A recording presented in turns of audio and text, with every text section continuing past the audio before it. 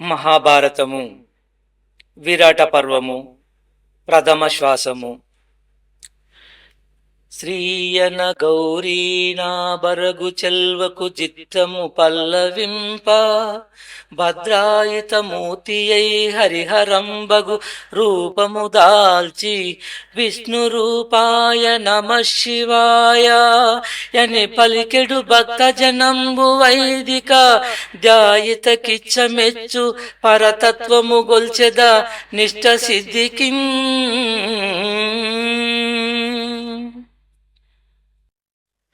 ఓ మహర్షి, మా తాతలు పాండవులు వనవాసాంతరము అజ్ఞాతవాసమును అతి రహస్యంగా చాతుర్యంగా కౌరవులకు తెలియకుండా ఎలా గడిపారో సవిస్తారంగా చెప్పండి అని అడుగగా దానికి వైశంపాయనుడు ఈ విధముగా చెప్పసాగాడు.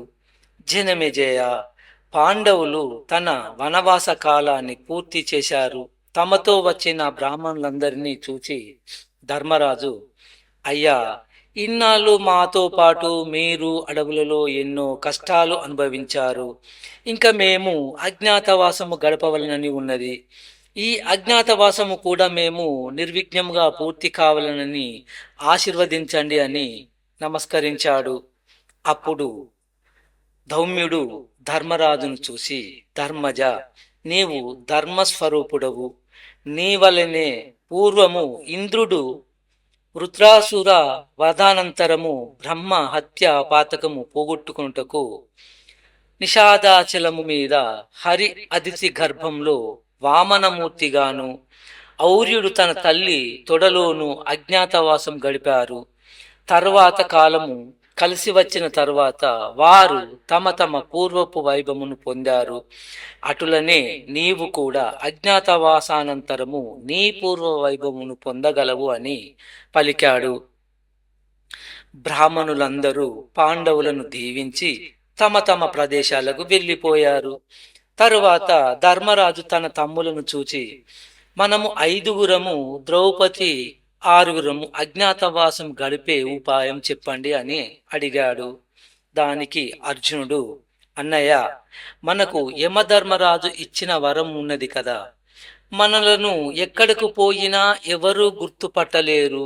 కురుదేశం చుట్టూ పాంచాల, చేది, మత్స్య, సాల్వ, విదేహ, బాహ్లిక, దశార్ణ, శూరసేన, కళింగ, మగధ దేశములు సుభిక్షంగా మనకు నివాసయోగ్యంగా ఉన్నాయి. ఈ దేశములలో మనకు అనుకూలంగా ఉన్న రాజ్యములో మనము అజ్ఞాతవాసము గడిపెదము అని పలికాడు. నాకు తెలిసి విరాటరాజు సద్ధర్మవర్తి, మంచివాడు, ఫలవంతుడు. అతని పాలనలో మనము అజ్ఞాతవాసము గడుపుట ఉచితము అని నాకు తోచుచున్నది. మరియు మనము విరాటరాజు కొలువులో ఎవరెవరు ఏమేమి పనులు చేసేదమో వివరంగా తెలుపండి అని అన్నాడు ధర్మరాజు. ఆ మాటలు విని అర్జునుడు, అన్నయ్య, నీవు మహానీయ మూర్తివి, సుకుమారుడవు, ఎంతో ప్రాభవమును అనుభవించిన వాడవు. అలాంటి వాడివి నీవు ఒరులను ఎలా సేవించగలవు నాకు తెలియడం లేదు అని అన్నాడు అర్జునుడు. అర్జున, నాకు శ్రౌతము, స్మార్తము, శకునము, జ్యోతిష్యము మొదలగు శాస్త్రములు తెలియను. ఈ విద్యలను ప్రదర్శిస్తూ నేను కాలం గడపగలను. నీకు తెలుసుగా, నేను ద్యూత ప్రియుడను. వీరాటరాజును నా ద్యూత క్రీడతో అలరిస్తాను. ఆయన నా గురించి అడిగితే నేను పూర్వము ధర్మరాజు వద్ద ఉంటూ అతనితో స్నేహంగా ఉండేవాడిని అని చెబుతాను అని పలికాడు. తరువాత ధర్మరాజు భీమును చూచి, నా సంగతి సరే, భీమ బకాసురుని కిమ్మీరుని చంపినవాడు. అలాంటి వాడిని సేవక వృత్తి ఎలా చేయగలవు అని అడిగాడు. అన్నయ్య, నాకు రుచికరంగా వంటలు చేయడం వచ్చు కదా, నేను వంటలవాడిగా విరాటుని కొలువులో చేరుతాను. పైగా నాకు మల్ల యుద్ధంలో ప్రావీణ్యం ఉంది. అతని కొలువులో మల్ల యుద్ధ ప్రదర్శనలు ఇస్తూ అందరికీ వినోదం కలిగిస్తాను. నా పూర్వ చరిత్ర గురించి అడిగితే నేను ఇంతకు ముందు ధర్మరాజు కొలువులో వంటలవాడిగా ఉండేవాడినని చెబుతాను అని పలికాడు భీముడు. ధర్మరాజు అర్జున్ని చూచి, అర్జున, నీ సంగతి ఏమిటి? నీవు ఎలాంటి కొలువు చేసేదవు అని అడిగాడు. దానికి అర్జునుడు, అన్నయ్య, నేను దేవేంద్రుని వద్దకు వెళ్ళినప్పుడు నన్ను ఊర్వశి కామించగా నేను నిరాకరించాను. అప్పుడు ఊర్వశి నన్ను నపుంసకుడిగా శపించినది. దేవేంద్రుడు ఆ శాపము ఈ అజ్ఞాతకాల సమయమున అనుభవించమని, అజ్ఞాతవాస కాలము పూర్తి కాగానే ఆ శాపము నుండి విముక్తి కాగలదు అని చెప్పాడు. ఆ శాపమున నేను పేడి రూపము దాల్చి బృహన్నల అను పేరుతో విరాటుని కొలువులో ప్రవేశిస్తాను. నాకు నాట్య విద్యలో ప్రవేశము కలదు.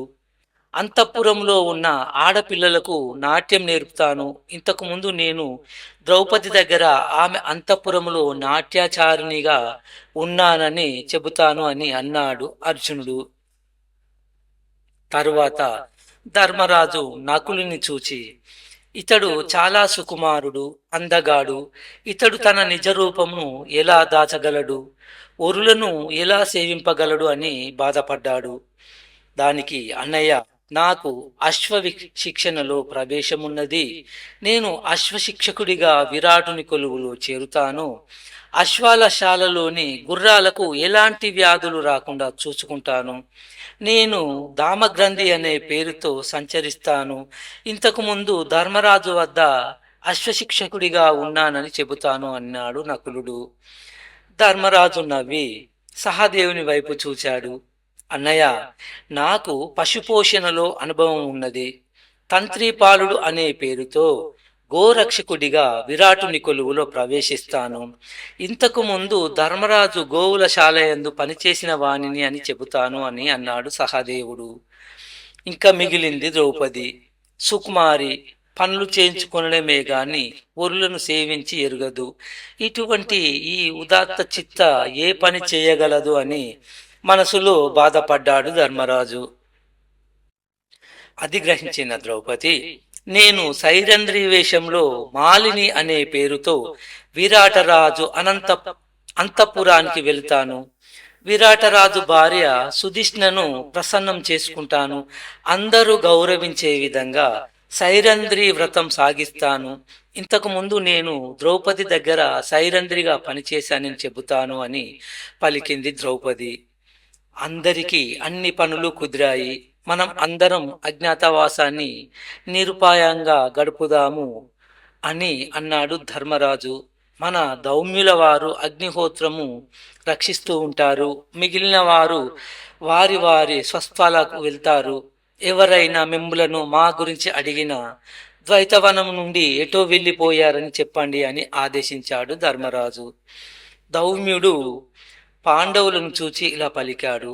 ధర్మజ, మీరు కురువంశంలో జన్మించారు, గౌరవంగా బతికారు. ఈ సమయంలో పరులను సేవించుట కొంచెం కష్టమే, కానీ కాలం మనకు అనుకూలం కాదని మర్చిపోవద్దు. పరాక్రమాలు ప్రదర్శించడానికి ఇది సమయం కాదు. అందువలన అజ్ఞాతవాసం భగ్నమవుతుంది. రాజులను సేవించేటప్పుడు చాలా జాగ్రత్తగా ఉండాలి. రాజుతో చనువుగా ఉన్నాను అనుకొని రాచమర్యాదను అతిక్రమిస్తే హాని కలుగుతుంది. రాజు కన్నా అధికంగా మనము దుస్తులు వేసుకోవడం కానీ, రాజు కన్నా అధికమైన ఇంటిలో ఉండటం కానీ, రాజు కన్నా అధికంగా మాట్లాడటం కానీ చేయకూడదు. సహజంగా రాజులు తమ ఆజ్ఞను అతిక్రమించిన వారిని పుత్రులైన, మిత్రులైన శత్రువులుగానే చూస్తారు. తాను చేయలేని పనిని కూడా నెత్తిన వేసుకొనకూడదు. తర్వాత భంగపాటు తప్పదు. రాజుల వద్ద మౌనంగా ఉండరాదు అని చెప్పి అధిక ప్రసంగము చేయరాదు. మితంగా చతుర సంభాషణలతో రాజును ప్రసన్నం చేసుకోవాలి. అంతఃపుర రహస్యాలను ఎప్పుడూ బయట పెట్టరాదు. రాజుగారికి చెప్పదగిన మాటలను రాజుగారు వినదగిన మాటలను మాత్రమే చెప్పాలి. రాజుగారి శత్రువులతో గాని వారి దూతలతో గాని సన్నిహితంగా మెలగరాదు. రాజు కొలువులో నవ్వడం, ఆవులించడం లాంటి అనుచిత కార్యాలు చేయరాదు. రాజుగారి శత్రువులతో గాని వారి దూతలతో గాని సన్నిహితంగా మెలగరాదు. భటుడు తనకు సంపద కలదు కదా అని ఎక్కువగా భోగింపరాదు. రాజు రాజుకు కంటగింపుగా ఉంటుంది కాబట్టి ఈ అజ్ఞాతవాస సమయమును మీరు జాగ్రత్తగా అణిగిమెనిగి మెలగండి అని చెప్పాడు ధౌమ్యుడు. మాకు అన్ని మీరే, మాకు తెలియని ఎన్నో విషయాలు చెప్పారు, తప్పకుండా పాటిస్తాము అని చెప్పాడు ధర్మరాజు. ధౌమ్యుని ఆశీర్వాదము పొంది పాండవులు ధౌమ్యుడు అక్కడి నుండి విరాట్ నగరానికి బయలుదేరారు. యమునా నది వెంట నడుస్తున్నారు. మత్స్యదేశం పొలిమేర చేరుకున్నారు. అక్కడ ధౌమ్యుడు ఒక ఆశ్రమంలో నిలిచిపోయాడు. పాండవులు జనపదముల వెంట కాకుండా అరణ్యముల నడుమ నుండి విరాట నగరం వైపు నడుస్తున్నారు. చాలా దూరం నడిచారు. ద్రౌపది ఇంకా నడవలేకపోయింది. ఇంకా విశ్రాంతి తీసుకుందాం అనుకుంది. కానీ ధర్మరాజు ఒప్పుకోలేదు. త్వరగా విరాట నగరం చేరాలి. అతని కోరిక పట్టుదల ద్రౌపది ఇంకా ఒక అడుగు వేయలేను అని చెప్పేసింది. ధర్మజుడు నకులుని చూచి, నకుల, ద్రౌపది అలసిపోయింది, కొంచెం ఎత్తుకొని తీసుకొని రాగలవా అని అడిగాడు. నేను కూడా బాగా అలసిపోయాను అన్నయ్య అన్నాడు నకులుడు. ధర్మరాజు తర్వాత సహదేవుని అడిగాడు. అతడు అదే సమాధానం ఇచ్చాడు. ఇంకా అర్జునుని వంతు వచ్చింది. అర్జునుడు ద్రౌపదిని అవలీలగా ఎత్తుకొని మోసుకుంటూ విరాట నగరం వైపు పయనించారు. అంతా విరాట నగరం పొలిమేర సమీపించారు. అక్కడ అందరూ ఆగారు. ధర్మరాజు తన తమ్ములను చూచి, మనం ఈ ఆకారాలతోనూ ఆయుధాలతోనూ నగరంలో అడుగు పెడితే మనలను సులభంగా గుర్తుపడతారు. ముందు మనం మన ఆయుధాలను ఎక్కడైనా దాచిపెట్టాలి అన్నాడు.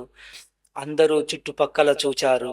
పక్కనే శ్మశానం ఉంది. అక్కడకు సామాన్యంగా ఎవరు రారు. పైగా భూత ప్రేత పిశాచములు తిరుగాడుతూ ఉంటాయి అని భయం. అది అనువైన స్థలం అని అనుకున్నారు. ఆ శ్మశానంలో ఒక జమ్మి చెట్టు ఆకాశం అంటే కొమ్మలతో దట్టమైన ఆకులతో పగటి వేళలోనే దట్టమైన చీకటితో భయంకరంగా ఉంది. ఆ జమ్మి చెట్టును చూచి అర్జునుడు, అన్నయ్య, ఈ జమ్మి చెట్టు మీద మన ఆయుధాలు భద్రపరుచుదాము అని అన్నాడు. పాండవులు తమ తమ ఆయుధాలను అన్నీ ఒక చోట చేర్చి వాటిని వెంట్రుకలతో ఉన్న చర్మంలో కట్టారు. పక్కనే ఒక జంతువు చచ్చిపడి ఉంది. ధర్మరాజు దాని చర్మం ఒలిచి తెమ్మని సహదేవునికి చెప్పాడు. ఆ చర్మాన్ని ఆయుధాల మూటకు చుట్టారు. పక్కనే ఒక అనాథ శవం పడి ఉంది. ఆ శవాన్ని కూడా ఆయుధాల మూటతో చేర్చి కట్టారు. ధర్మరాజు ఆ జమ్మి చెట్టు ఎక్కి ఆ ఆయుధాల మూటను ఒక కొమ్మకు వేలాడగట్టాడు. ఆ ఆయుధాల మూటకు నమస్కరించాడు. తనకు అర్జునునికి తప్ప వేరే వారు ఎవరికి ఆయుధాల మాదిరి కనపడవద్దని, విషసర్పాల మాదిరి కనపడమని, భీముడు వస్తే అస్సలు కనపడవద్దని వేడుకున్నాడు. అజ్ఞాతవాస కాలంలో ఒళ్ళు నుండి ఎప్పుడైనా భీముడు పరిగెత్తుకుంటూ వచ్చి తన గదను తీసుకొని కౌరవులను అందరినీ చావగొడతాడని, అజ్ఞాతవాసం భగ్నం అవుతుందని ధర్మరాజుని భయం. ధర్మరాజు చెట్టు దిగాడు. చుట్టూ చూశాడు. దూరంగా కొంతమంది పశువుల కాపర్లు ఉన్నారు. వారు కూడా ఆ పక్కకు రాకుండా ఒక ఉపాయం పన్నాడు. వారి దగ్గరకు పోయి, అయ్యలారా, మా తల్లి చనిపోయింది. మా కులాచారం ప్రకారం ఆమె శవాన్ని జమ్మి చెట్టు కొమ్మకు వేలాడగట్టాలి. అందుకే అలా వేలాడగట్టాము అంటూ శవాకృతిలో ఉన్న తమ ఆయుధాల మూట చూపించాడు. అమాయకులైన ఆ గోపాలురు అదిరిపోయారు. ఆ విషయం ఇతరులకు చెప్పడానికి పరుగు పరుగున వెళ్ళారు. తరువాత ధర్మరాజు యమధర్మరాజును ప్రార్థించాడు.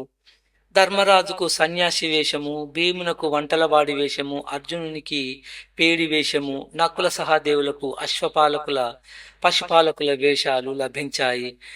మీరు అందరూ ఒకరి వెంట వరుసగా విరాట నగరంలో ప్రవేశించండి అని చెప్పి ముందు తను కమండలం పాచికల కట్ట చంకన పెట్టుకొని నగర ప్రవేశం చేశాడు ధర్మరాజు. దైవవశాత్తు ఆ రోజు విరాటరాజు నగర సంచారం చేస్తున్నాడు. దూరం నుండి సన్యాసి వేషంలో ఉన్న ధర్మరాజును చూచాడు. ఆహా, ఏమి ఆ టీవీ, ఆ రాజసం! రాజ్యాలను ఏలే చక్రవర్తి మాదిరి గోచరిస్తున్నాడు అని మనసులో అనుకున్నాడు. ధర్మరాజుకు ఎదురుపోయి నమస్కరించాడు. అయ్యా, తమరు ఎవరు? ఈ ఊరు మా నగరకు ఎందుకు వచ్చారు? వివరించండి అని అడిగాడు. మిగతాది రేపటి కార్యక్రమంలో తెలుసుకుందాం. అంతవరకు సెలవు. నమస్కారం.